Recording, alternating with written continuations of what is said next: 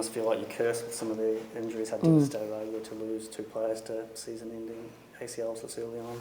Yeah, I mean, personally, I'm devastated for the players. I think that's where you always go, right? You think about, I mean, both probably at different points of their career, right? A test to get a third one. I can only imagine rehabbing 3 times and a little bit older. And then Liz, who seems to have hit another level, I feel, in the pre-season. So on a personal note, I'm just gutted for them, but they've both, handled it with real maturity, class.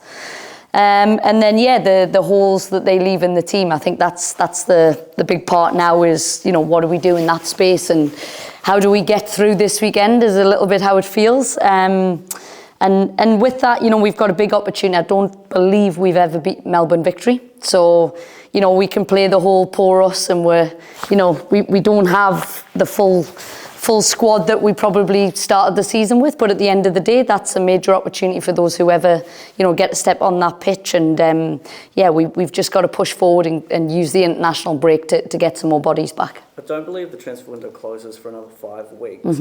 Are you looking to bring in replacements, and how does that work with an import player? Can Tessel be replaced? Yeah, these are all great questions. I think we're obviously reacting at the moment. I know Gilly is working through some of that at the moment in terms of, long-term injury replacements and budgets and all that stuff. So like I say, I think the international window will give us a chance to regroup and look at possible replacements, where that can come from. We've obviously got a great academy. There's some Kiwis that possibly could step in as well. And then, if we have the ability to look overseas and bring in someone of a visa quality and the club can do it, then I'm all for it. And with Tessel, are you planning to keep her involved in some way? She's a very experienced player, but I'm sure has stuff she can contribute off the field as well. Yeah, I mean, first and foremost, I think she will have her number one priority on rehab. And, is it a return to football? Is it a return to wellness? I think those are all the things. It's pretty early days right now. We have engaged her in some of the coaching things, right? She was involved in the game the other day. I think, she has the mind of a coach, right? She clips clips, she sits down with players, she brings clips all the time. So, I mean, that's in her hands, really, I think, in terms of where she wants to head next. But, from our perspective, we'd love to have her involved as a player. And if it's not a player, is there something that she can contribute on a wider lens? And I guess a signing like Tessel was why a lot of people are so excited about this team. Do you still feel like you've got the squad that can challenge for the title, for the top 6, despite the growing injury toll that we've got? Yeah, I think the team right now is very light, right? It's, no Lou at the moment, Samba. We need to see, when she can be back. Is it this weekend? Is it after the international break? You've got Macy out, Tessel, Alyssa, like they on a handful. That is a big miss. However, I'm not in knockout football. I'm in a season where, at the end of the day, we've taken points off teams. We've got to do that again this weekend. And then, like I say, after the international break, with the players that we still have available, for sure, I do believe that this squad has enough. We're light, and we've just got to grind out a result this weekend, whatever that looks like. But absolutely, we 100% can still challenge for the playoffs, for sure. There's plenty of studies about ACL injuries in females in particular for whatever reason. Is it, is it something you guys take into consideration? Do you have to do extra stuff given, you obviously work with a lot of female? Yeah, and I think first of all, when you hear of 2 ACLs, I think everyone can go into crisis mode. I think, on Monday we had a big 4 or 5 hour meeting with Gilly and the medical and science department, and to be honest, I was quite blown away how much the club do, whether it be prehab in the gym programs, like you start asking yourself, what can we do differently? And, I was really pleased to hear how much this club does do. And so, sometimes it's luck. But yes, females are at a greater risk. I think 2 very different ACLs. One's a rupture and the other one is more the non-contact, where you do start to look and say, okay, what can we do differently?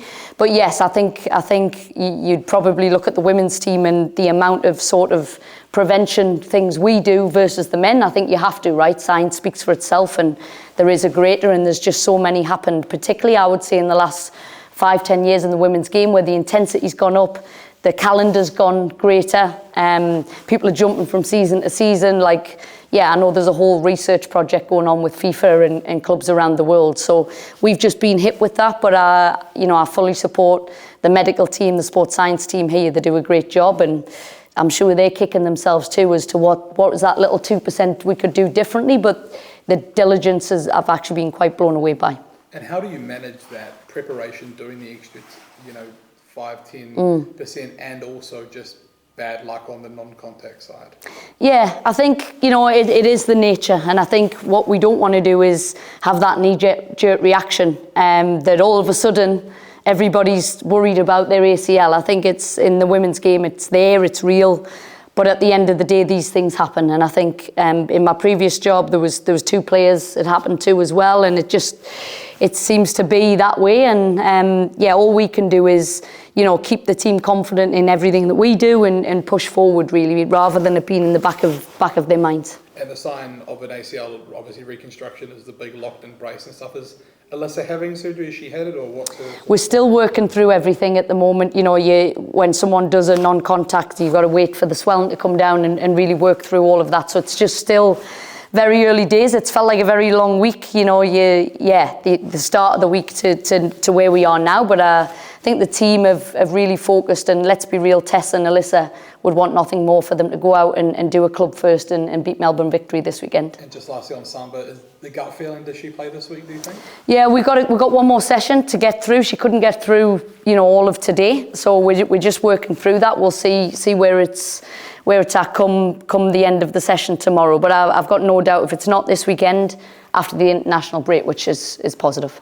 How tough's the job as coach reassuring players, I guess, to have faith in the medical staff and the systems here? And have you had prior experience to that in some of your past roles?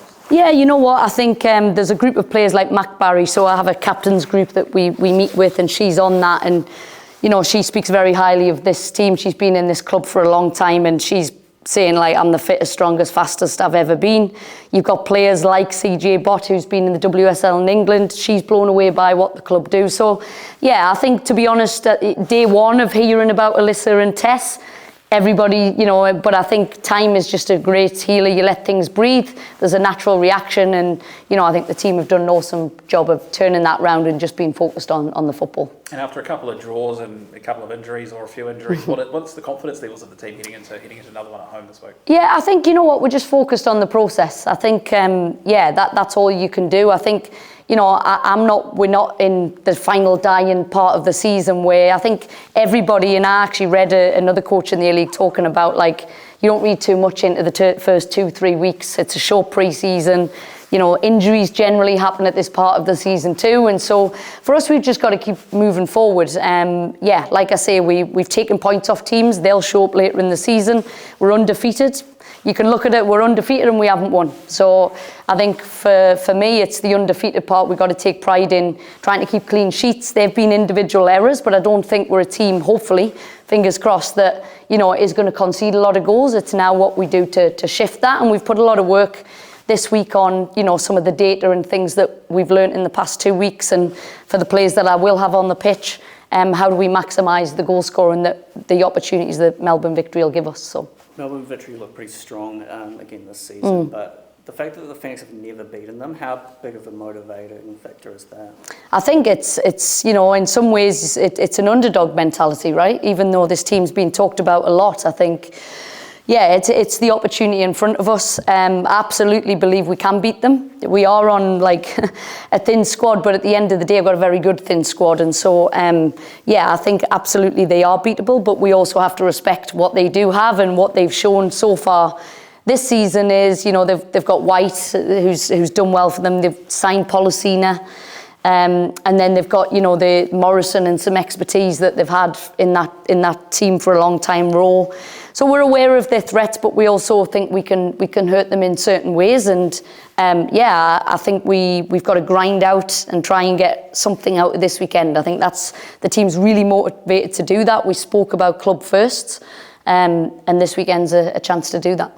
With some of the strikers and some of the chances that's been created in the first couple of games, I know players get frustrated, but obviously patience is spoken about. But how much stress or how important is it to finish those chances, given you may not create that many quality ones throughout the season?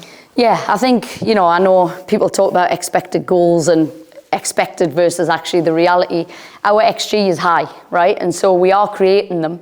But we've dug into a little bit about, like, we might have, I don't want 100 crosses and none of them that are actually going to help us score. I'd rather have 10 really good crosses with some really good movement and, you go and put them away. So I think whenever we're growing every week, right? The Canberra game, I didn't think we switched play enough.